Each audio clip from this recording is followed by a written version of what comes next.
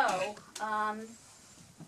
one of the reasons I took this as my subject, the relationship between the protagonist and her boss, well, first I want to ask, raise your hand if you've ever had a really awful boss.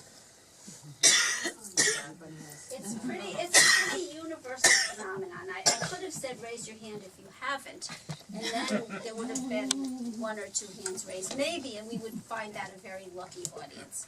But everybody's had one. People have had more than one. Some people have had lots of them. And I thought that, that was a worthy topic for a novel. And I thought it was a worthy topic for this novel that I wanted specifically to take place in a nonprofit sector. And, there's a lot of workplace fiction out there. Some of it is in the chick lit realm, which I guess I sort of think you could call this, but I don't want to put it in that ghetto. Contemporary fiction. Let's call it that. But there's those books all seem to take place in glamorous institutions, whether it's Vogue magazine or a publishing business or a movie studio.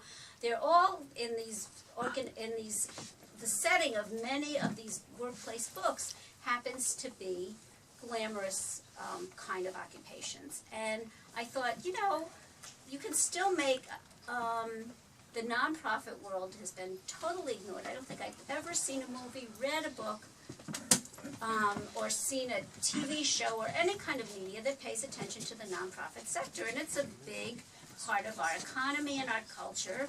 We all give to charity.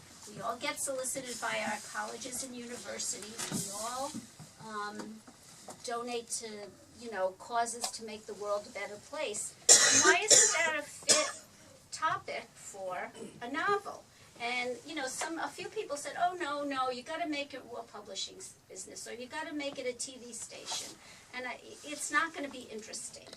And my response was, in the hands of a talented writer, which I may or may not be, anything can be interesting. You could make the Yellow Pages interesting if you're a good storyteller. So it's really not about the setting. It's about how you tell the